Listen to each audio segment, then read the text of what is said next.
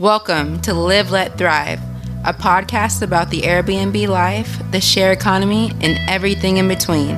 Here are your hosts, Micah and Steve.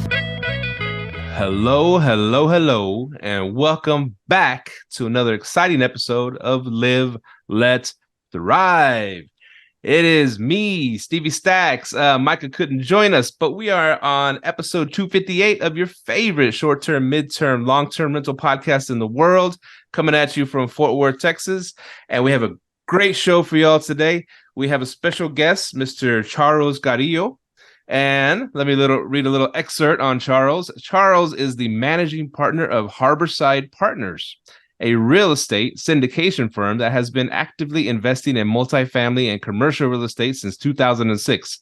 Since that time, he has invested in over $200 million worth of investment in real estate. Charles is also the host of Global Investors Podcast, where he interviews professionals about investing in U.S. real estate. Welcome to the show, Charles. Yes, thank you so much for having me on. It's going to be great. It's going to be great, man. I got my coffee. I'm ready to learn about the exciting world of multifamily. I've always wanted to test the waters out in there. Haven't done it yet, mostly single family and condos and stuff like that. But yeah, man, tell us how you got your start in real estate, brother. Yeah, so I started, I grew up in a real estate investment family. My dad has been a multifamily investor since 1984. So I grew up in the business, and my dad self-managed all his properties. He had a small team, and him and his partner owned upwards of 100 units by the time that he started selling his stuff off. But they focused on a lot of like D and C minus properties. And I'm from a small town in Connecticut, and this was in a city about 20 minutes away. And it was something that when I graduated from college, I started buying properties as well. And it was my dad just really stressed to buy in better areas. And so that's what I did. I started with, now we call it a house hack. And I bought a 3-family property, lived in one of them, and rented out the other units. And did that a couple of years later in 2008. And then I dipped my toe into commercial real estate at the end of 2009. And that's really how it started. And I self-managed my properties for 6 years, from 2006 to 2012. And with those with a bunch of units there. And then I moved to Florida in 2012, and I put third-party management in place of them, professional third-party management, which was great because it allowed me to focus now on bigger deals when I got down to Florida, which is really over the last few years, that's what we've been doing. And then since 2018, we've really been focusing on syndications. That's a lot of information right there. Yeah, man. So I want to go into, like, first of all, it's interesting that you said the words house hacking, and man, I try to stress this to anybody that will listen, because it's the most powerful way to start in real estate, man. I mean, you're lucky enough, your dad, I'm sure he taught you a bunch of stuff about, multifamily, even though he was investing in D&C, and he also taught you to stay away from D&C, right? He told you to get into better areas, because I heard this a long time ago. You can change the property, but you can't change the area, And so I'm all about that now too. But the house hacking, man, that's so cool, because it automatically reminds me of, you've heard of Carlos Slim, right? Yes. The Billy, one of the richest men in the world. Cell phones. Cell phone. Now everything. He bought a bunch. Man. Yeah. It was so cool. I love reading about billionaires. Go like, how did they get their start? And he started in a modest family. It wasn't a poor family in Mexico City, immigrant family, and so long story short, he's a multi-billionaire, Bill Gates levels. And he got married at a young age, and his mom wanted to buy him a house for him and his wife, a little modest house. And he's like, you know what? How about you just give me that money and I'll invest it? And so what he did, he used that money as a down payment on a small apartment complex, right? And he house hacked. He lived in one unit and he rented the other ones. And that got him started on his real estate journey, and he started investing in all kinds of stuff, stocks and bonds and real estate. And it's just like a different mindset, man. If these youngsters could just sacrifice for a little bit, it's going to put you on such a trajectory to be wealthy in the future. Yeah, another person too that people don't really know about is Arnold Schwarzenegger. So he owned he owned apartment buildings in California when he was weightlifting before making it into the movies. And that allowed him to spend time weightlifting because he had income coming in. And when he tells you about the numbers of the returns he was making, it's great. I mean, it's you don't get those now, but it's just goes to show you there's a lot of people that have made money in real estate that maybe you don't know about, and you hear about some gurus or other people that have, but there's a lot of people that make money in real estate or have made it or are making it now in real estate that you just don't know about. It's just not as popular as what other people are doing. Yeah, I've heard him on several shows and podcasts, and he talks about that. He started buying small apartment complexes. Hey, multifamily, that's what you do.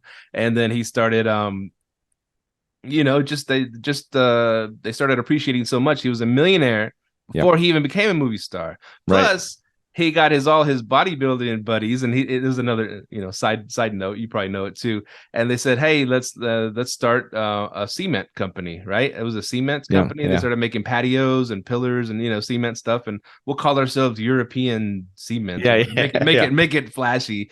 And they got all these out of work bodybuilders, got these guys jobs, and he was making a killing doing that too. He's always been a hustler, so I love that mindset. Yeah, pretty amazing from a guy that grew up in Austria without running water in his house. So I mean, it's just like comes here and just becomes a millionaire in real estate, and most people do call it quits. And he's like, no, I'm going to win the weightlift all these championships, all stuff, and then I'm also going to become a movie star. I'm going to become a governor, like you know what I mean. So it's pretty great story when you dig into it, because most people just know, you know what I mean, from like 1995 on or 2000 on. They don't know the Schwarzenegger before, but anyway, pretty cool. Going off on a tangent here. Yeah, that's what we do on this show. We go all over the place, man. And so your dad said, okay, he did the DNC properties, and he told you to stay away. And what was his reason? I'm sure I've heard there's money in the hood. They tell me there's money in the hood, Section 8, all kinds of stuff. But what was his reasoning to hey, stay out of the lower end areas? It's just like if you speak to any kind of multifamily investors, and I see this. The more and more that I hear or I learn more about different real estate investors, the more I see it. And you have a lot of beginner investors, because a lot of these properties my dad bought, it was back in the 80s, it was back in the early 90s, and back primarily in the 80s. It was kind of like the Wild West for a lot of these apartments and properties. And that's where you could, he was buying properties with no money down. People signed properties over to him with no money, not signing, assuming the loan right away, like crazy stuff that you can do some of that today, but it's, banks don't allow you to assume, mortgages and stuff like this. And, you're not getting into properties really with 0% down unless you're, finding a buyer for apartment buildings I'm talking about. So it was a much different time. And so he was able to really get units in areas. But the problem is that when you're dealing with newer investors, they're really pulled to where they might see the highest returns, which makes sense. And that's usually put into these D-class areas, right? Mm. And these D-class areas they're kind of nightmares, because, you have investors that make money there. But the problem is, for most investors, you don't want to deal with it.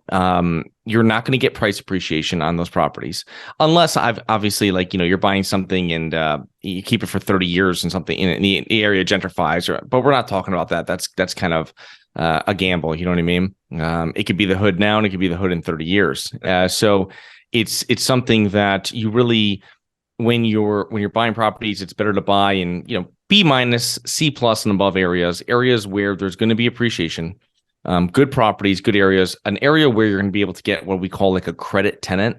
And what that means is someone that actually has credit, that's able to produce actual, tax stubs, payroll stubs, whatever you call them, paycheck stubs, 3 times rent. You know what I mean? They have jobs. They care about their credit, which means they're going to pay their rent on time, right? Or work out a deal with you. They're not going to fly by night at the end of the night, stuff like this. And that's the kind of stuff you deal with in D-class properties. And even with some, C minus properties, I've owned C minus properties before, and you still get that. You know what I mean? So it's not, you have a lot more of it the lower you go in properties, and it's going to be very management intensive. You're not going to call up any management company. If you have a B-class apartment building, you call up management company, everybody wants to manage it for you. You know what I mean? Mm. You start getting into lower C and D class, and they're going to say, no, they're not going to do it. It's a whole different tenant, and you don't want somebody that can't do it to do it. So really what you see is people that have been successful, let's just say, in this asset class have their own team of managers, right? Have their own team of handymen, leasing people. They keep everything in house because they don't outsource it. It's also just a constantly patching something. It's difficult when you are in one of these properties. You can't, you're really just patching things up and you're not completely fixing something, right? Because there's not the funds to do so. And that's where they get the term slumlord. Because you do have some investors that come in that just don't do anything. But the problem is that if you do work to it, you're not going to get any type of return. So it's a very difficult asset class to work in. It's much different than if you're buying in an area that's growing, say in like a B class area, and you can put $5,000 into a unit and you can raise those rents by $200 or something like this a month. Once that work's done to it, now you're just improving the property. You're improving the area. You're making it more tenants want to live in that building, want to live in that unit. And that's obviously everybody can see as a good value add type business plan. But the problem is when you're getting into like D-class properties and stuff, it's just very difficult. It's very difficult. It's a very difficult realm. And you're also dealing with tenants that really don't have much to lose. So you're consistently, even with C-class, C-class properties, when you're collecting rent, if most tenants, they're going to pay on time and they'll be fine. And then you have other tenants that it's just always a negotiation on that rental time. You know what I mean? So it's just very management intensive. And if you put management in place of, say, buying a C-class property, they really have to put their foot down and, show what the rules are with the property and how you're going to manage it. Because if you slip up with one of these lower class properties like this, D and C class properties, you're never going to get paid rent. So it's much different when you're dealing with just like a B class property where you have much more 9 to 5 tenants that are, that have consistent income, that have some sort of savings so that they can weather even 2 weeks of no work. You know what I mean? You're not getting that in C class. I was reading a report that said an average C class tenant has $400 in savings. So literally they miss work 3 days a week. You're the first one that's not going to get paid. So it's just a very difficult asset class. Now here's something I've always envied, how the multifamily do business, and I'm sure so many people were agreeing with you, even if they're not C-class areas, D-class areas, people that jumped into real estate and said, oh, I'm just going to start, being a landlord. What could go wrong? And all these stories, other things you were saying were like, oh, crap, that's happened to me. The negotiating with the tenant, they got the wrong tenant in there. They weren't looking for 3 times the rent. I'm going to get back to that 3 times the rent, by the way. But here's something I've always envied with you guys, because I did everything wrong in the beginning. We all did. That's how we learned. Most of us did. Like I said, You had a mentor, but most of us, I'm sure you made a ton of mistakes too. Oh. But yes. Most of us, we start off and we make every mistake. We let someone in. Someone walks into our house with the water cash. I want to rent it today. I got the money here. First month, last month deposit. Oh, this is freaking easy. This is money. Yeah. That's You didn't check them. Whatever. Anyways, I did some similar, but I've always envied the apartment complexes. They have a team in place that thoroughly searches, that thoroughly vets screens the tenants. They have to put in an application, and that itself, just asking for an application, or they're pretty expensive at some places, $50, $100 some places, that itself vets people. So someone that doesn't have a lot of money and knows they're not going to waste that much money. You know what I'm saying? Yeah. So you'll have your processes in place. You vet them, you make sure they got the income right, you make sure they paid the rent, they make sure there's no evictions, all that stuff, no felonies. And then on top of that, as soon as they're late on the rent one day, they get the notes on the door, boom, boom, boom, and then late fees, boom, boom, boom, whereas us, we might, the mom and pops, the ones out there in the beginning, we'd hear a sob story and we might, I feel for you, okay, you can pay it next Friday, but y'all live and die by the processes, and I've always loved that. About multifamily, whereas us, just out here trying to do it by ourselves, we don't stick to those as tightly as you guys do. Yeah, well, not everybody does. There's a lot of mom and pop. I mean, in all these different asset classes, there's mom and pop. I mean, all throughout, you could have self-storage, mobile home parks where there's mom and pop people, and they are just a little bit more lax on it. And as you being, if you're a touch more sophisticated than that, and you go in there and you want to raise rents and do work to the property and add to the value, you can do that. I mean, I don't want to sound like, the multifamily people that were heartless. The thing, though, is that you just have to kind of lay down the law with what you're doing. And I got really good when I was self-managing myself. And I would always put like a cover sheet. I started doing this on like leases, and it would always have like the important information, trash is out here. I'd write in the late fee and like a big marker on and all these, like all the main things. This is who you call, because most people aren't reading the lease, right? So, so it's just like, this is the main thing here. Rent's due here. This is late fee if you don't pay. This is the numbers this is how you pay rent, and this is the number you call if there's an issue. You know what I mean? And your trash goes out Wednesday. So it's like, if you have all these things that are done and you have this in place, then it just shows people. And what I used to do even with that is I would let the first time they paid late, I would let it slip. But I would never go on a second time. And that's how I was very successful in doing it that way, with having, dozen plus units myself. And that's how I collected rent. And that's how I worked with tenants. And it was very successful in that realm of doing it. Even with having it that strict, I would say, okay, I'm gonna let you slide here. And then after that, it's like, listen, if it's even a day late, you know what I mean? It's a late fee. I mean, it's just like it's just, it would be, you found it a lot with C-class tenants where they like to negotiate as they go, let's say, you know what I mean? So I had one tenant specifically, and they moved into the apartment, and I was like, okay, I'm changing these windows out, and I'm changing your furnace. These were older things, and I was fixing them, right?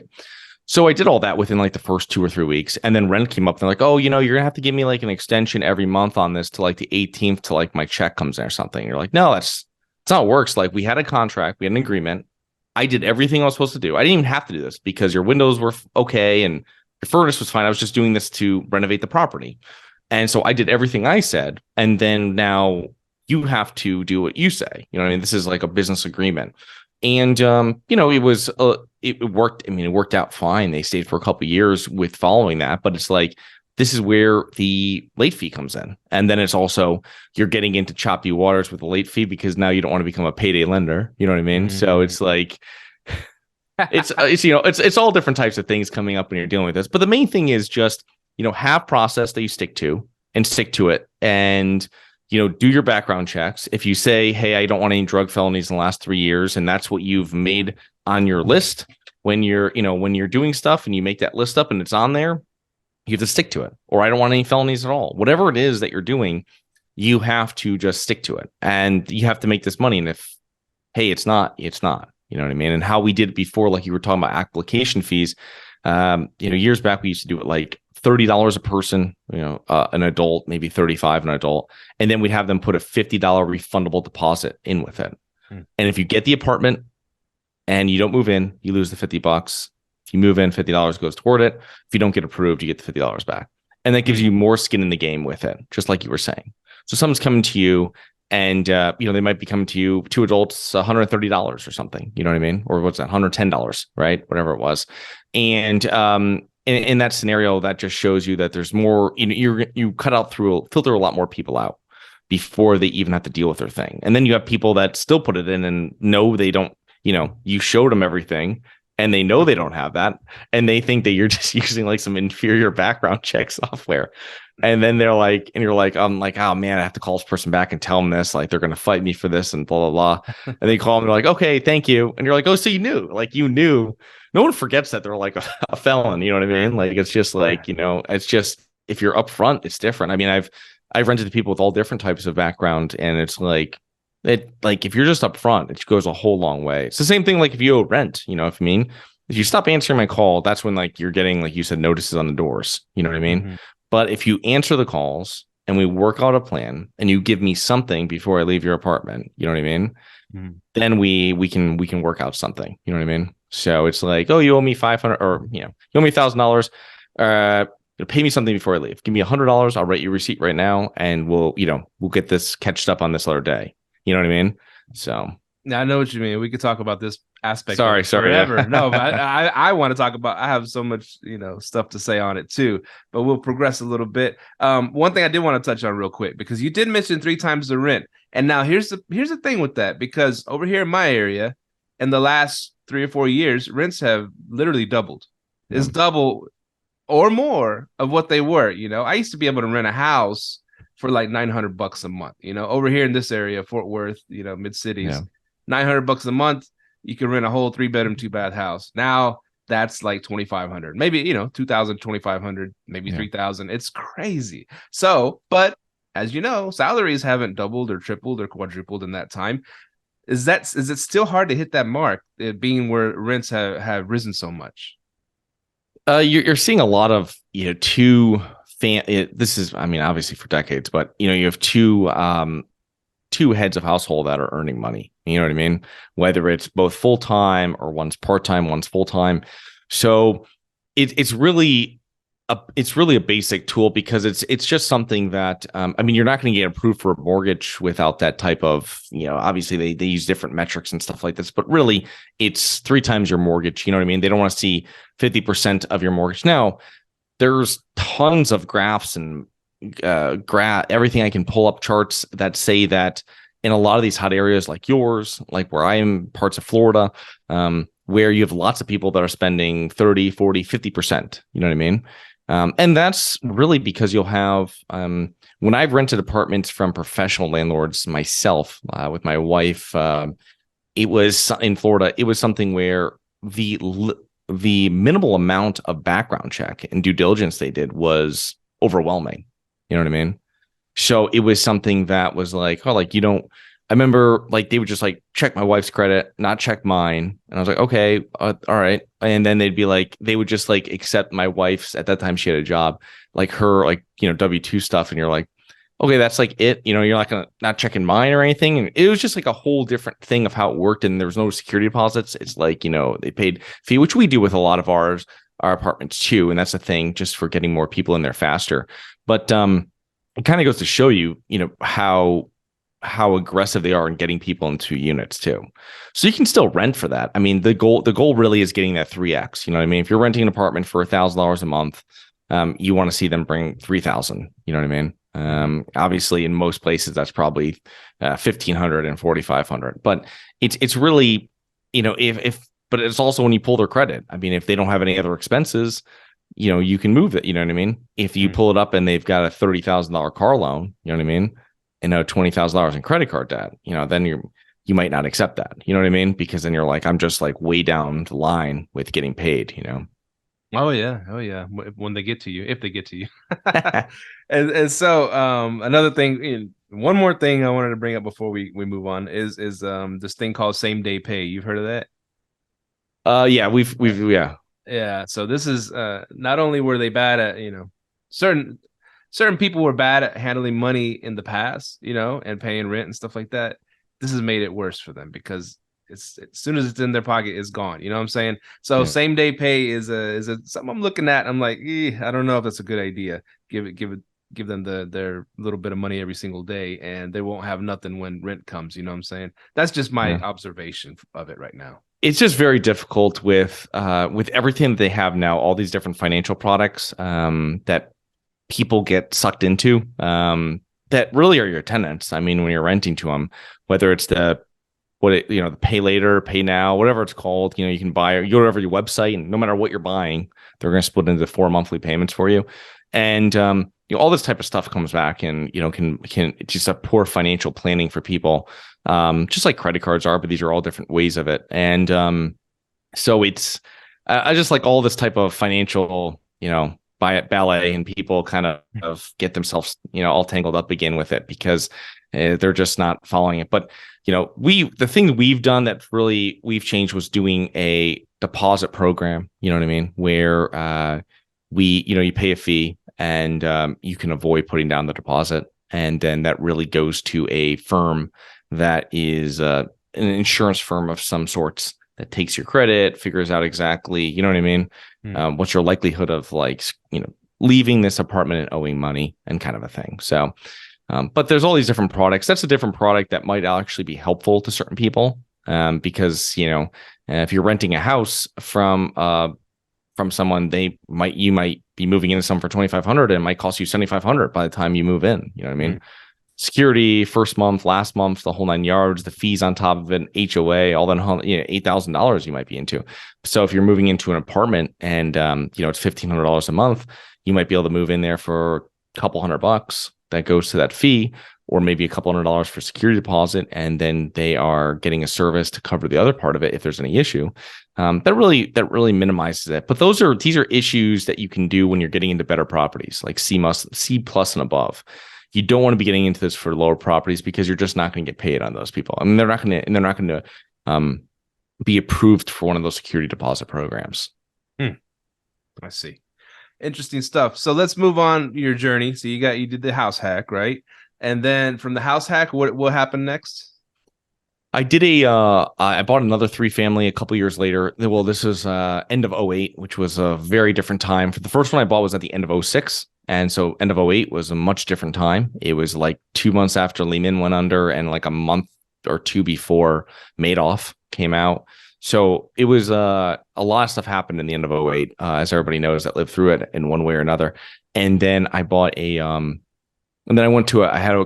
end of 2009, I bought my first commercial property, which was what we call mixed use, which everybody's seen.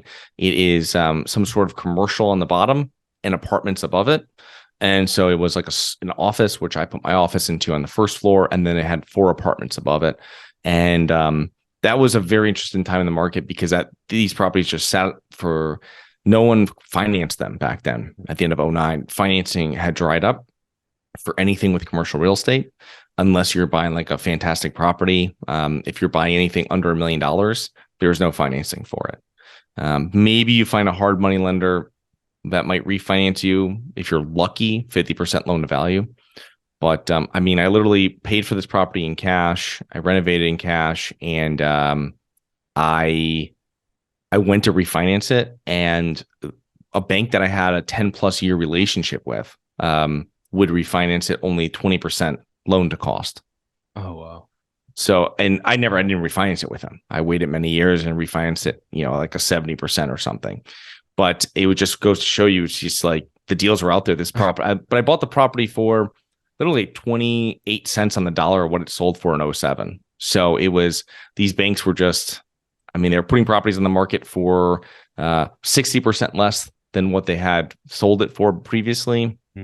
And then they were negotiating off that, and they were sitting on the market for this one I bought. It was sitting on the market almost 5 months. So it was just sitting there, and I went and just put an offer on it 30% lower than what was there.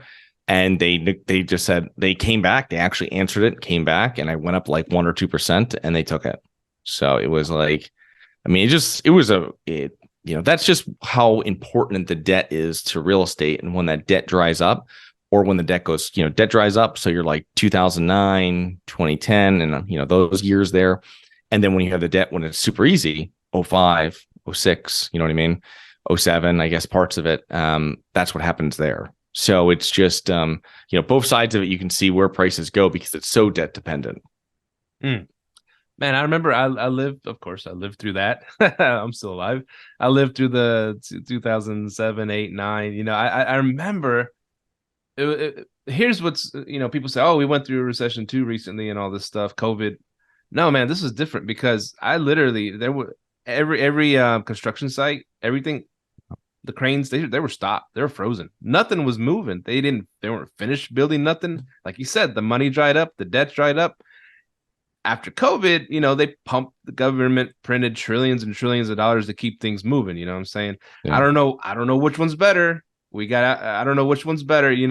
People could philosophize on that all you want, but you said we went through they said we went through a rough time with COVID, but I don't know. They kept pumping trillions and things kept moving. Themes kept getting built. Themes kept, projects and stuff like that. Yeah, that was a weird time. Everything just stopped completely, man. Yeah. Well, we're paying for the COVID right now. It's happening Inflation. if your inflation. Yeah. Yeah. When you go, next time you go into the grocery store, you'll know or did you really want that $2,000 you got for free? You know what I mean? To buy crap at the end of March. Well, you're paying for it now, and you're paying for it in using a very high interest credit card, because like this isn't ending anytime soon. So, which is I wouldn't say great for people in real estate. It's just it's how it works, because for you in short-term rentals, medium-term, myself in long-term rentals, we're able to renegotiate. These aren't 10-year leases. These aren't 5-year leases. At max, they're 1-year leases. So when there's inflation, you can adjust with that inflation. And inflation just, people don't like the rents being raised. But I mean, in areas like where you are, property taxes in Texas are crazy. Your insurance in parts of Texas are crazy. Florida insurance is crazy. I mean, so it's just like, and I understand, if the cost of rebuilding my property was $200,000 and now it's $400,000, you have to make up for that.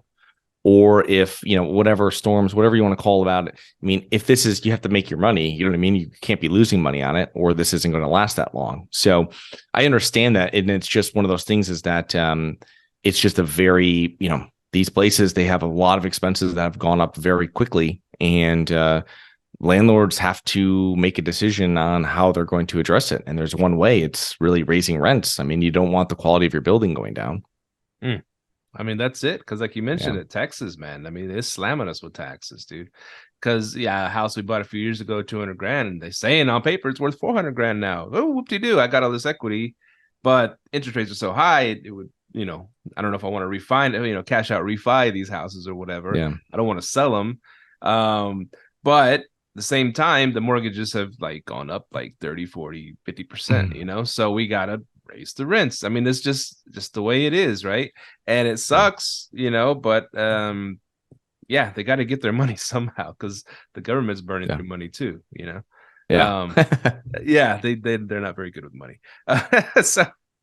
So okay, so you got that building, the mixed use, which is really cool. I love mixed use. I remember staying at a place in New York one time with some friends a long time ago in my 20s, and below us was a Dunkin' Donuts.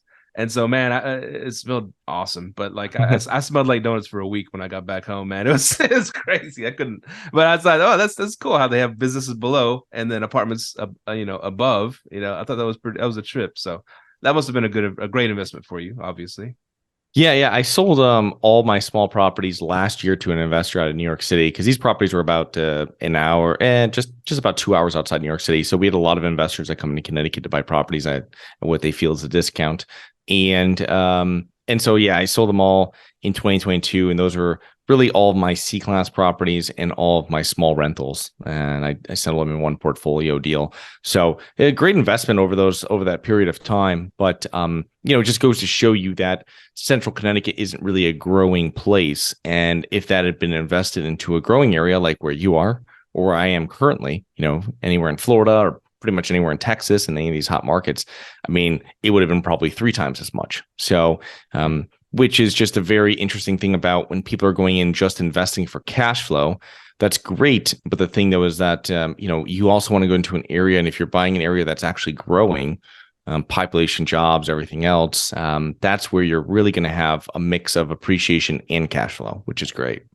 Yeah, that's what you want. That's what makes you wealthy right there. Yeah. I can go buy in. My buddy Micah from the show, he couldn't make it today, but he buys in Arkansas because he's the Texas taxes. I'm like, yeah, but we got the appreciation though. I don't know how much a house is going to appreciate in Arkansas, but it's a mix. You get you get a little bit of appreciation there, but mostly it's over here it's just nuts, and like you said, Florida. So you moved from Connecticut, investing in Connecticut, to Florida. How did that go?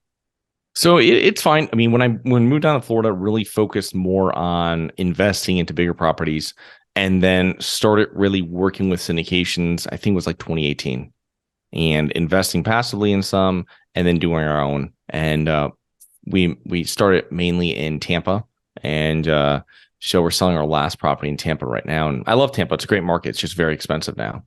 So it's like, we look for deals and hopefully you'll find something, but it's a very difficult market to invest into. It's very hot. So there's other areas within Florida we like. And currently where we're investing mainly is of Atlanta, and we have two markets in Florida that we really like, what we call the I-4 corridor between like Jacksonville and Tampa. Nice. Now, let's dive into this. I've always heard this term, syndication, and I've even listened to some podcasts that kind of talk about it, and I kind of get it. You just get if you break it down for us simply, because I mean, let's say me, for example, I've always, I'll go tell my story because I've always wanted to jump in and get in my first little small apartment complex and then learn the ropes and go from there, right? There's a few right down the road for me. I always drive past them and they're not being taken care of the best. Yeah. The area is great, but it's just like these two complexes, they're not taking care of them too good. One of them, I remember one of them on the second floor, like had a fire, about a couple years ago. They still haven't fixed that one. They hadn't fixed that unit. There's still burn marks and crap and boarded. The rest of the units, they're still running out. I'm like, God dang, that's just ugly. But anyways, it's a great area. But I was like, if I could get one of those, I could make it pretty and I could, bring up the, I don't know. I just have these visions. How do I take down something like that? Is it possible for a small guy like me? I don't have the connections and all that stuff. Is it? And would I use syndication? I know I'm throwing a bunch of questions at you. First, explain syndication, to someone, a dummy like me, and then see if let me know if I could do something like that. Yeah, so on a smaller property like that, the main thing there is, so you're describing a perfect prime mom and pop building. And if you look back on that property card, not that they're public in Texas, but if you found out what they actually paid for the property, you would find out that's probably 4 times or so as much now. And they probably have no mortgage on it. And they're just still cash flowing, so they're not too worried about the ugly unit upstairs that, needs a lot of work. So reaching out to owners like that and speaking to them directly, that's where you're going to find real deals on the smaller multifamily like that. Yes, you can go to brokers, but when you go to brokers, I mean, you're overpaying, for most situations. And you might find deals with them, but really I found people working with smaller multifamily, they have been successful by going straight to owner. But it's a little different than people that are, say, wholesalers going straight to owner, because you're dealing with a more sophisticated seller in most situations. Yes, you might find the person that just dad passed away and now they have a 20 unit building that they were living on for years before he passed, and now they just want to sell it because the kids don't live in the state and all this kind of stuff. And that's possible. But in most situations, you're dealing directly with the owner, and they probably bought it a decade plus ago. And these are like prime owners that would be possibly for doing a seller financing deal, because it helps them, not to get too into all the nuances, but it's going to helps them a little bit on their tax bill. And it's going to help you more as well on your down payment, because you can work out a special deal with them. And when you're doing one of these if anybody's doing one of these, seller financing deals, there's really 3 main parts to it. You're really talking down payment, you're talking price, and you're talking interest rate. And you speak to people and build rapport. And this is going to be something that's going to be, it takes time, and you have to build rapport with these sellers. And at that time, that's when you can ask them if they're interested in doing seller financing, and they probably know about it, they're aware of it. And you're just kind of giving them terms and rates that you might be interested in and working from there. Now, if you're dealing with larger properties, when we look at properties, it's all coming from brokers, whether it's what we call on market or off market, which is still through brokers. So it's not your traditional off market, which is what we were just talking about. When you go direct to a seller, that's a real off market deal. When we say off market in like the commercial multifamily space, it's thrown around. And that's really that a broker hasn't put it on the website, but they're just sending it out to people on their list and getting kind of a feeling of what people are thinking about this property. And they might not even have a price on it. They might have what we call a whisper price, which is just a price that the seller actually wants, and it's not listed for that. So these are little nuances between this and with your typical single family. But in this scenario, if you're doing a larger property like that, syndication becomes a solution to purchasing that property with little money, right, out of your own pocket. And I don't want to say little money. I mean, when we're doing deals, we're usually putting in, as general partners, and I'll explain the whole situation we're usually putting in about 20% of the payment, sometimes 20. We've gone up to 30% of the funds required to close on the property we've come out of pocket with as the general partners. So in a syndication, it's very simple. In overall from a 30,000 foot view is where you have two buckets of people. You have general partners and then you have limited partners. The general partners, also known as the deal operators, also known as the sponsors, they are running the whole deal, right? They're doing everything from finding property. They're going to find everything from finding the market, finding the neighborhood, finding the property. They're building a team. They're doing everything, right? They're going to close on the property. They're going to run the property. They're going to hire the property manager. They're going to oversee the property manager. They're going to make the decision when to sell. They're going to sell it. I mean, they're going to do everything. Over here in the limited partner side is just passive investors, AKA. And that's really people that are only bringing money to the table. If you're investing into a deal passively as a limited partner, you might just put your $50,000 in, which is usually the minimum for most of these deals. And once you put your $50,000 in, you really can wipe your hands. And every March, April, usually you're going to get your tax return for the year prior, and you pretty much just forward that to your investor, to your accountant. Okay. And they'll help use that for filing your taxes. And you'll get a monthly report from the general partners about how the property is going. You might get more frequent communication if, say, it's March 2020, or if you're ready to sell the property, or if you just purchased the property. Like we're selling a property right now, and it's weekly communication usually to our investors because they're asking about it. They want to know if it's going to close, when it's going to close, what's happening with it. Some don't care, some don't answer, but you'll have some that do care, right? They have a place where they want to move the money to, or they're just wondering. So in that scenario, what happens is that in return wise for something like this, how we do this, it's a little different from a normal investment where it's usually a split of, say, an 80-20, where you have 80% of returns are going to the limited partners, and you have 20% that are going to that general partner bucket. And what happens in that scenario, so if we were just going to do, most of these deals will have what we call a preferred return that's usually about 8%. And what that means in all is that if we did a deal that was an 8% preferred return with an 80-20 split, would mean that the first 8% per year of return is going to the limited partners. Any return over that is getting split 80-20 with the general partners as well. So for instance, if a property brings in 8%, that 8% goes to limited partners and general partners get nothing. Now, if the return is, say, 13%, then you're going to have 12% going over to limited partners, and you're going to have 1% going over to the general partners. And that happens because you have, first 8% goes right over to limited partners. Then you've got 80% of that extra 5% going over to limited partners as well. Okay. So it's very profitable for the limited partners. Now, the general partners, though, this is how when they're doing a deal, they obviously want to make sure that the deal is going to make more than 8% a year, right? Or it doesn't make sense for them to do the deal. So usually these deals are penciling out somewhere in the neighborhood of a minimum of 15%. Not saying that they're going to get that, but when they're doing their underwriting, you'll usually see these deals that will be somewhere between 15 and 18 or 19%. And the actual returns could be much lower or it could be higher. So it just depends. But really, when we're looking at a deal, it has to have enough, meat on the bone to meet returns for us, and then, for the investors too, because we're all in this together. There's alignment of interest between, if we're putting money in, we are now limited partners as well for that money we've put in. Like I said before, that 20, 25%, that money is now limited partner money. So when we're doing a deal, our company is on the general partner side, and then my own money, just as one of the general partners, is going to be also on the limited partner side, and the other general partners will have money in the limited partner side as well. So it shows you that your money is right alongside. So when they get a distribution, I'm getting a distribution too, right? And then when we perform on the property, that's at the end of it. That is when we're going to get our portion of it. And that's really the main thing about syndication is really you have those two groups of people, the limited and the general, and the limited ones are passive investors. The general are running everything. And these limited partners are able to kind of coast off the benefits and the team and the process and the system that these general partners have done. Hopefully they've been doing it for many years.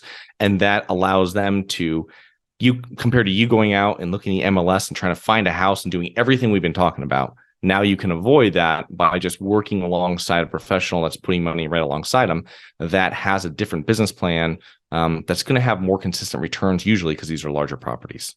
Now, That's a lot of information. I've been writing a bunch of it Sorry. down, but that's Sorry, just Bob. no. I love it. I'm going to listen to this one over and over. But one of the coolest things that I liked about when I listened to the syndication shows and stuff like that is okay, and I'll probably screw it up, whatever. But they go buy a place, right, and then they go fix it up. Let's just say they bought a place for $1 million. They go fix it up. They put like 500,000 into it, and then I was worth $2 million, whatever, right? You can add some bigger numbers now because everything's $1 million now, but whatever. And then and their goal is, like you said, you got all the general partners and the passive, people, and then their goal is to cash flow, of course. When they cash out refi, everybody gets paid out their initial investment, but it depends on how you write the contract. But you keep a piece of the property, right? You keep a percentage of the property, and so your investment just goes on into perpetuity. I thought that's the coolest thing about syndication. Yeah, so you have a lot of I love that.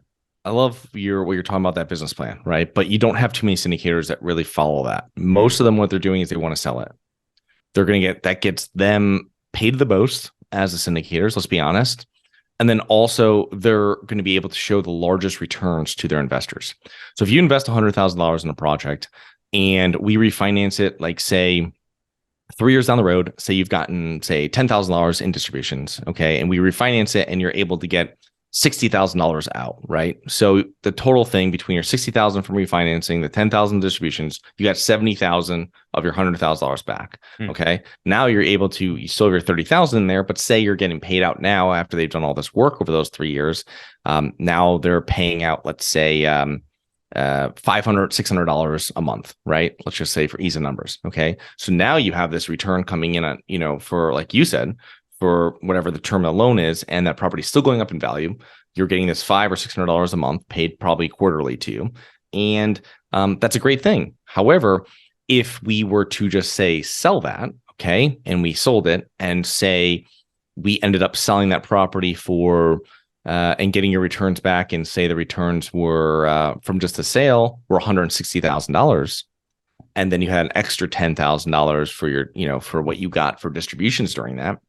So you're able to take in that 3 or 4 year period, go 100 to 170, you 1.7x your money, which is, I mean, these are high numbers. It's, where we are now in the market cycle, it's, say 5 years, instead of 3. But the main thing is that I'm able to show a much higher return. That's going to be a much higher return. I'm going to show IRR and all this in a shorter period to my investors. So when I'm showing a track record, hey, look what we did in 3 or 5 years, right? We took this money from here and we nearly doubled it for this investor, and it's great. You know what I mean? And you will see that. And I love the idea of like refinancing out. And maybe these numbers aren't 100% correct, but when you're refinancing out, you're typically not going to be able to get everything out of the property, especially with where we are now, with a little bit of lending is tightening up.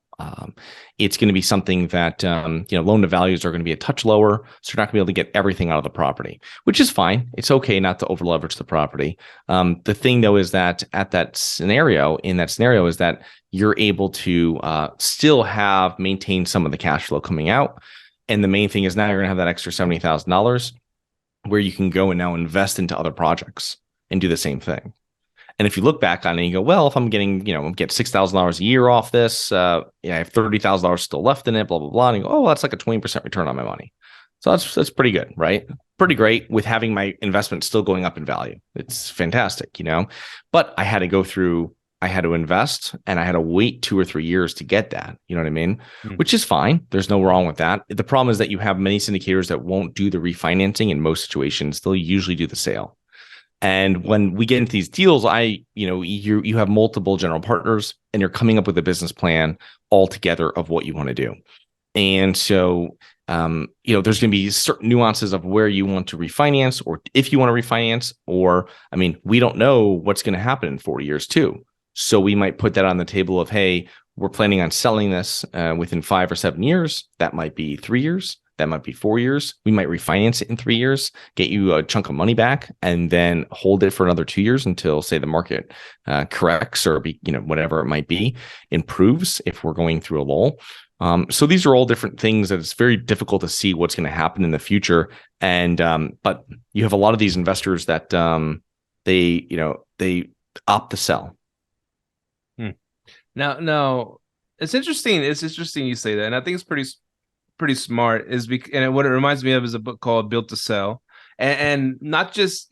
And I think it's cool to look at. Of course, okay, this is how much we're going to make if we sell this in 3 years, 5 years, whatever. This is how much we predict we're going to make. We cash everybody out. Everybody makes a nice payday. Okay, so you have like a plan in place, but let's say interest rates go from 8% to 2% in a few years, and it's smart to cash out refi, right? And then everybody gets a chunk of money, and but I think that's how we should really, really look at businesses, because a lot of I have a business because it's a short-term rental management business. We have a bunch, 100 some odd properties, and so it's a business. But I haven't really looked at it as a built to sell business. But perhaps I should. Doesn't mean I'm going to sell it, but perhaps I should structure it with that. Okay, in 5 years from now, this business is going to be worth $10 million, and I could sell it for $10 million. Doesn't mean I'm going to, but I like how that kind of, you have like a target to hit. You know what I'm saying? Yeah. And that it puts everything falls into place accordingly because you have that target. Right. Yeah. It's also we bought a property in 2019. We sold it in 2022, and I had some of my investors that didn't want to sell it. They're like, don't sell it. You don't sell it. Now they're happy we sold it because we sold it at the top of the market, not us being geniuses, but we had an offer came in, and we never would have gotten that price. Now, 3 years, we'll probably get that. We could probably get that price, but not now. We're going to be able to. So it's something that it's also healthy to take off a chunk of money once you've hit your business plan. You know what I mean? If you've hit your returns, it's difficult because you're like, oh, some people, like when some investors, they want to let the money run. And you just really, hey, we've done what we've done. We'll have other opportunities like this. It's not going to be the last one, but it's, you're really, this is what we said we were going to do, and we've achieved that. We've actually gone further than that. And this is, we're going to sell it. We get a great deal here, and the terms are great. Yeah, take the money and run. So more concisely said. Another guy that you might have heard of, named Grant Cardone. You heard of him, right? So I guess, and it's so funny because like if you've probably listened to BiggerPockets in your life a couple times, right? And I've seen his episodes. I remember early on he was like, I'm never going to syndicate. This is what I'm going to do. This is my business. And then of course shortly after that he's like, oh, wait a minute, syndication, I could like 10x, 100x his money, whatever it is, And so he really jumped on the syndication side, and he was writing on one of his whiteboards and explaining it to us. And he was like, yeah, we're going to buy it this price. He's in his places are in the tens of the millions, according to him. He's buying these, giant badass places on the beach in Miami or whatever the hell. And he said, we're going to put this much, this many millions into it, and we're going to sell it, for this minute. I'm going to get my little fee, and he wrote real quick, he gets like a $10 million fee. He didn't have any of his own money in it. He found it. He organized everything, got his investors to buy it for him. And then he gets his little $10 million departure fee when they sell it. I was like, holy smokes. And everybody's cool with this. That's a lot of money, isn't it? Yeah. Yeah. We don't have any flashy Miami places that we invest into. We really focus on, I love B-class properties and built in the 80s and 90s and in growing areas. It's not sexy, but they are just great properties, and they always have high occupancy and high collections. And that's what we really care about. These are properties and that we have found to be withheld through ups and downs in the market. You know what I mean? Because with someone, nothing's better than looking at an apartment complex that looks like a resort. But the problem is when there's a little bit of a pullback, someone's hours at work get cut. They're not going down to a C-class property from that, but they are going to come through a B-class property. So you have a lot of people that might be in a C-class property, and they get a bump at work. They get a promotion during a good time. They move into a B-class property. So B-class is a tried and true, it's a very concrete part of the multifamily market. And it's not going to have the swings that you're going to have in C and A. You're going to have, and A also has typically higher vacancy because there's more vetting with people there, and it's a whole different asset class. You know what I mean? And they're much newer properties, so you're paying much higher prices per it. In B class, we're paying below replacement cost. So it's really, when we're buying places, you can't build them currently at what we're buying them for. We're going to put some work into them, and we're just going to rent them to good, solid tenants. Okay, so I like I said, I follow a few of these syndicator dudes on the Facebook groups and stuff, or whatever. One thing I saw, and this is pretty cool. So there's another guy I follow. He goes and buys, like you said, around C to C plus, C, around that area, and he turns them into these Bs and As, whatever. And he said one of the things that you can get a big return on is making a nice like office space where people walk in and go, sign the leases and stuff. I thought about that. There's apartments that don't even have any kind of office at all, right? Yeah. But he said he puts money into making it really nice, makes the gym really nice and the pool area really nice, and it really gets a great return for that. Yeah, the amenities are a huge thing, and you'll see the difference between walking into any property built pre-2000 and anything built after, say, 2010, really. And you can see how much time they've spent on making the lobbies and the leasing offices look like, beautiful resorts when you're walking to the lobby of like a hotel. And that's great. I mean, you have a lot more people that are now, they're spending more time at their properties, that I think they kind of some traits they might have learned during COVID, and they're utilizing a lot more of these amenities. You have a lot of people that want to be homeowners. They can't afford to be homeowners. So they're looking to move forward and living in the community apartment lifestyle, but still having access to pools that they want at their house and grills that they wouldn't have in a normal apartment building. So there's an emphasis on updating these amenities. You know what I mean? And that's a great thing to have for these apartments to pull people in and to keep people there. And it's just like they do a lot of work with it. But the main thing when you're renovating one of these places is, like you said in like the first few minutes of this podcast, is you can't change the area. So if you do find that property that is a C-class quality property in a truly B-class or B- area, whatever it is, a better area than the property, that's where you can make money. But trying to push it up and being a C-class and start putting granite countertops in and stuff like this and stainless steel appliances, you're just not going to get a return on that if the market doesn't warrant that. If there's not an appetite for that in the market, you're not going to get the return to your investors. Whereas maybe you just should have gone in and just put black appliances, you know what I mean? And some nice laminate countertops. And that maybe would have it's better for the renter that you're renting it to, because they don't want to overpay. They just want a good product in a good area.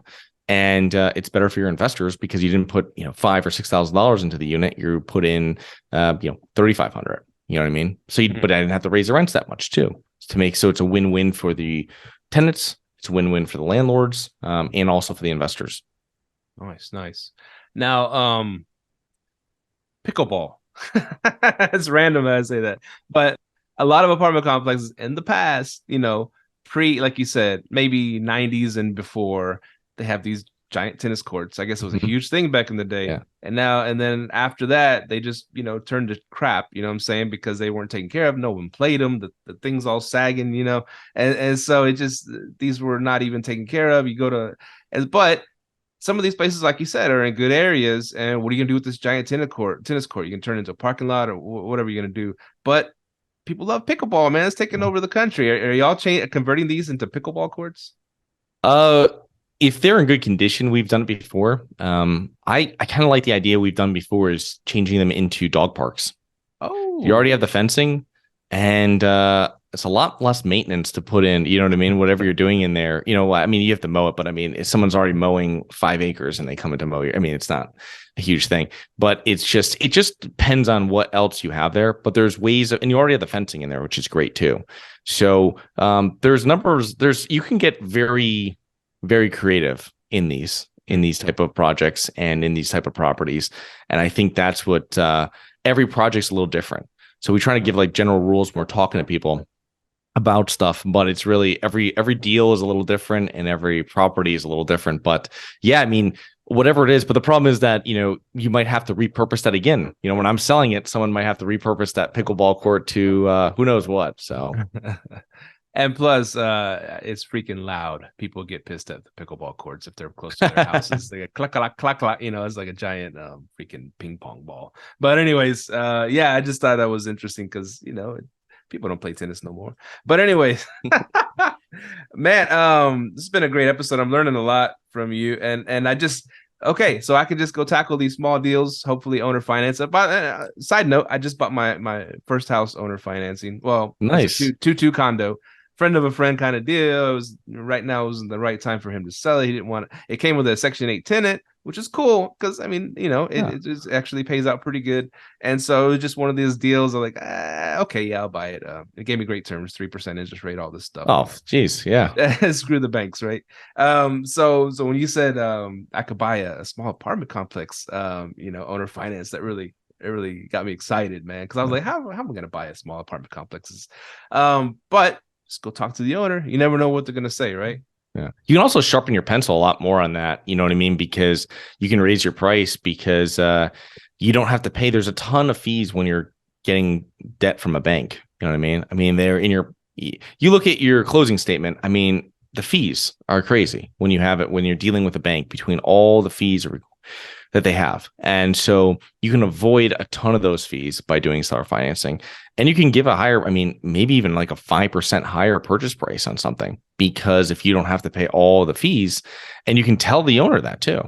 Some investors will say, hey, maybe in your situation, you talk to them and say, I pay you, $450 if I go to the bank, through the bank, and I'll go the traditional way. And maybe I give you $500 if you seller financing. You know what I mean?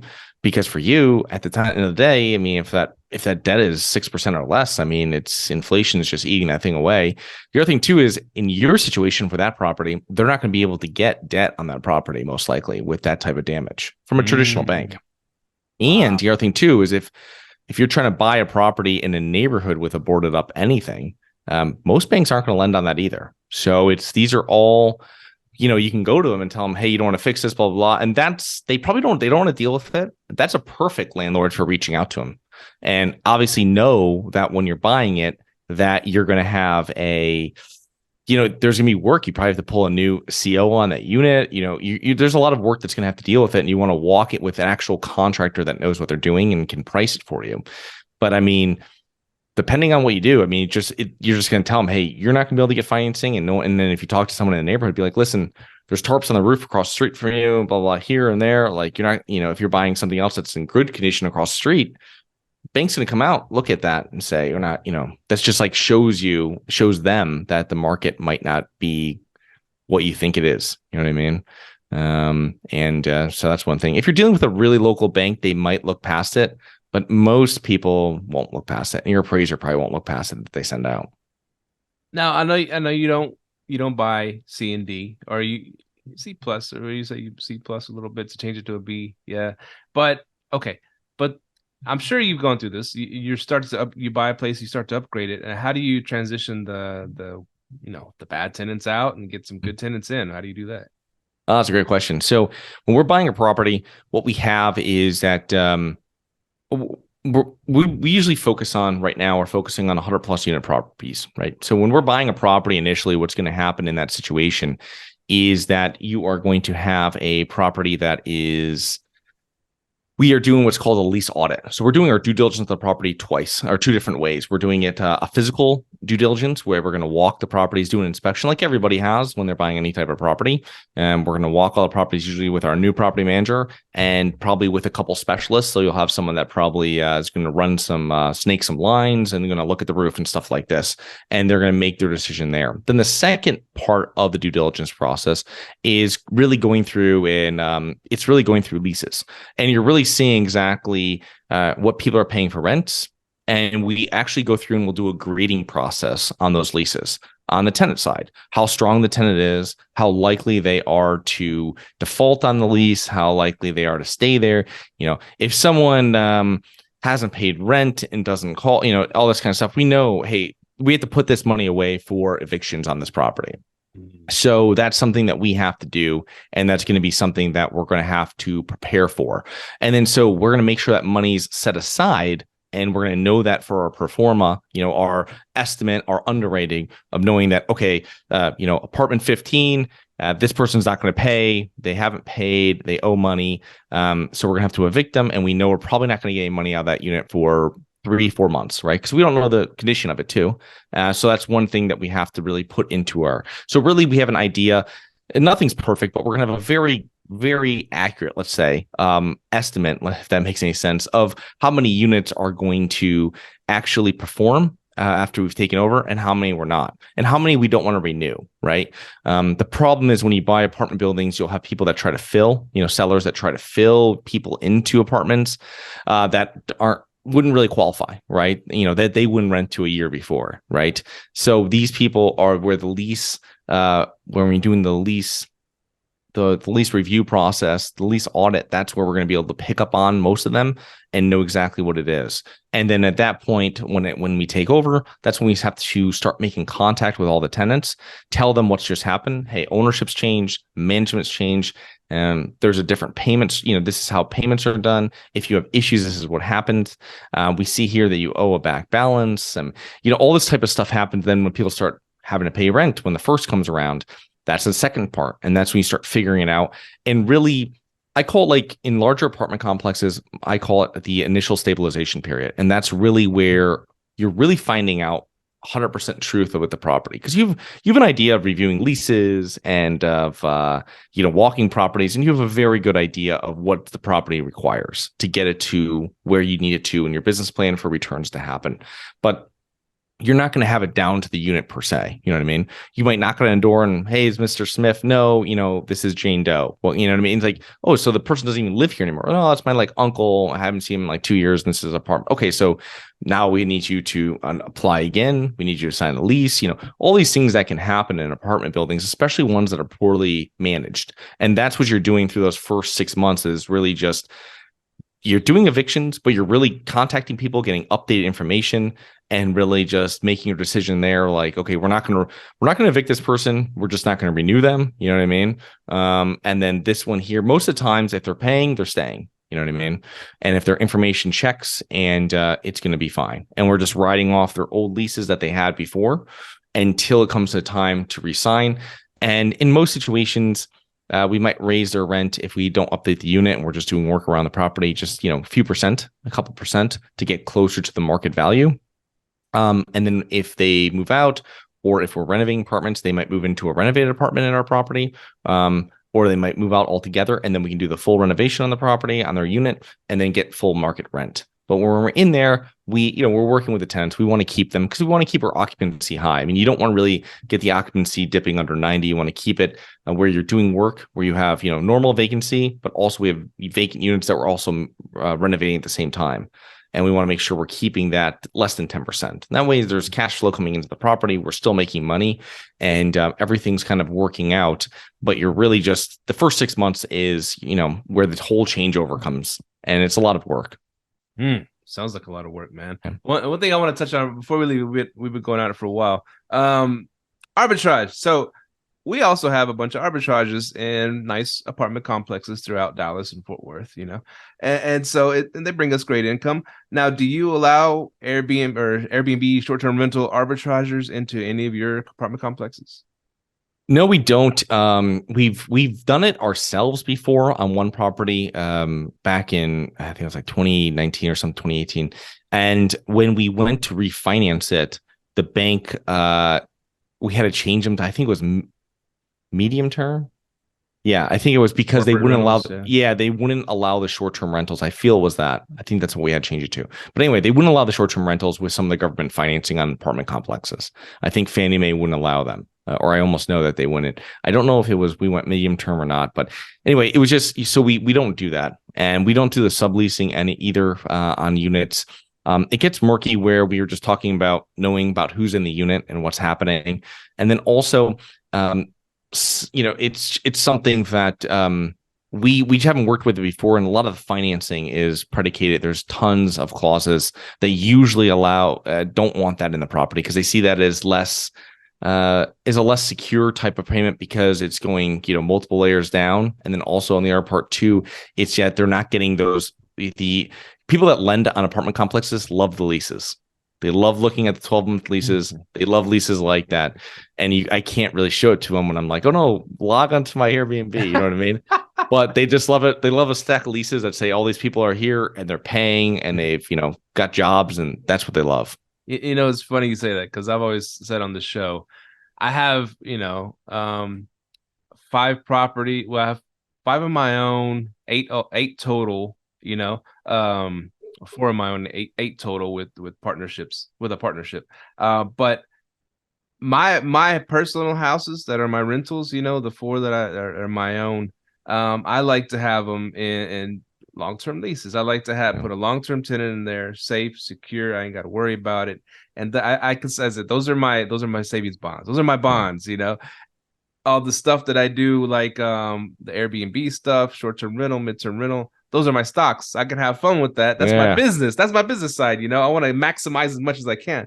But my own, little nest that I'm building, buying a house every year or so, I want those just lock it in with a nice, good paying tenant, and I don't have to worry about it. It's my security blanket, I don't know. It's just the way I look at it. Yeah, you think of the same way as a bank does. So, I mean, it's how it works. There's another reason, too. We have a lot of investors that come in here that are family offices, right? Really wealthy families, and they love multifamily. And you have insurance companies that love it. I mean, there's a reason for it. Yeah, you're not going to make as high of a return as you could in short-term rentals, but there's a reason for it. It's a tried and true asset class. And there's not anything in the future that says that's not going to be for years to come.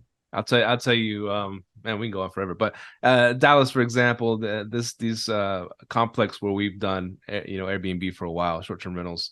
Well, it's just cycles. Every business goes through cycles. So Airbnb was hot when it came out, and it dipped down. Everybody got into it. COVID hit. It dipped down. It came back after COVID. Wanted to travel again. So it's been on all these like roller coaster ride. So, but every time the roller coaster goes down, a lot of people just, jump ship, and they just leave all the furniture there, and they cut their leases and say, hey, I can't afford it. Peace out. They're not living there. So it's no big, to them, they just, and there's a lot of evictions that this complex has had to do, because people are trying to make money on a side hustle, and it's not, they're losing money every month. A lot of them are just cutting ties and saying adios. I'll take the hit. I'll take the eviction hit. I already got a house anyways. I don't give a damn.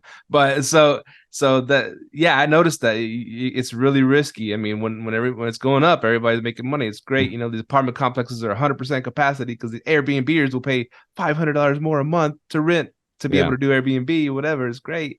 But once it goes down, man, people are just, oh, I'm done. Peace out. You can have all that crappy IKEA furniture.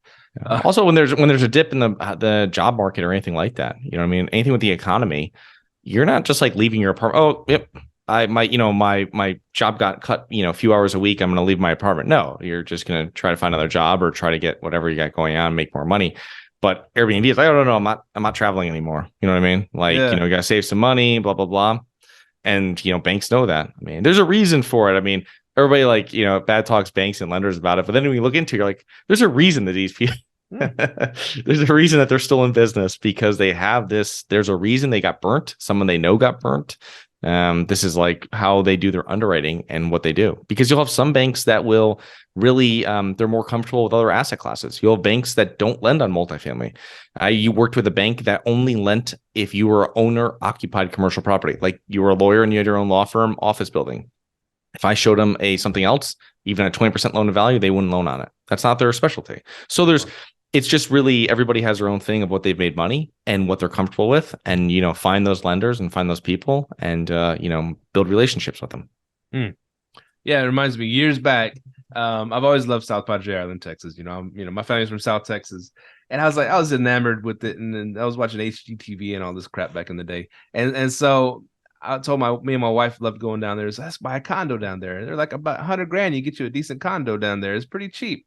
And the freaking no banks would finance me a damn condo. I got all the way to the point where, and it was at the very end, oh, it's a hard no. I was like, what the hell, and I put in for a loan for, we can give you want a house? Here's $300,000. You want to go buy a single family home?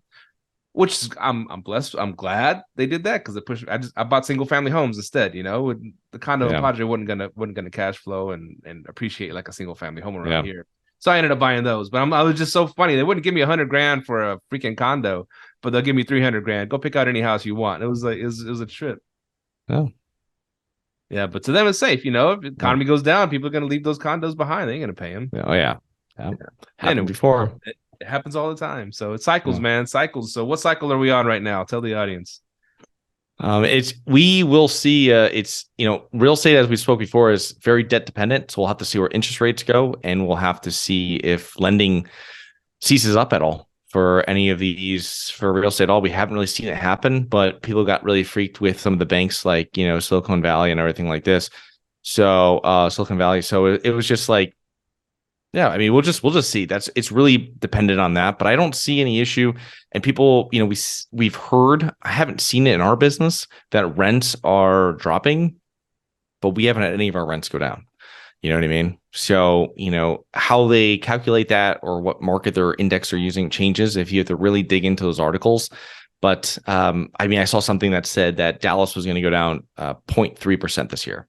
So I'm not too worried about that. I mean, these other places that you have it and you're like 0.3. But it's also when we buy properties, we aren't yield investors, right? We're not just buying and getting a yield. We're doing work to them. We're adding value. And that's how everybody should do it. That's where you're going to make your wealth in the business is, you're compensated by the amount of value you add in your business and then also with your properties. So if you go in there and it's completely renovated, you buy for $100,000 and you rent it for $1,000 a month, that's fantastic. If you go in there and you buy that same place for $50,000 and you put the $20,000 in and you're $70,000 in and now you're renting it for $1,000, that's where you start, making money, and that value of that property is now 100, and that's where you start building wealth. And that gives you a lot more breathing room too, because we need to refinance that.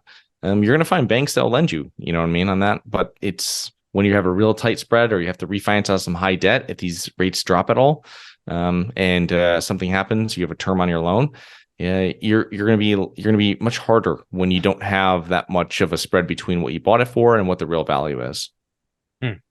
That's great information right there. And so, in other words, we're not going to see free big screen TV and 2 months free rents if you rent with us. We're not going to see that anytime soon, because I remember that hit. Like you said, it was so funny because the A class properties were offering all these promotions. This is I'm going way back, like post 9/11, we're going way back. Economy was kind of stagnant, and these really nice complexes that they just built were giving these amazing deals. So I got to live in some cool places back then, and they give you a free flat screen, but all the rage flat screen TV back then, and then in like a month or two free rent. It was crazy. They just wanted to fill these places that they've just built. Yeah. So it cycles. Yes, for sure. Sure. Well, thank you for hopping on and talking for a long time with me.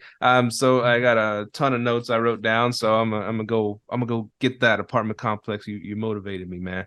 So Charles, where can people find you? Yeah, if you're interested in learning more about what we do, our company is Harborside Partners, harborsidepartners.com.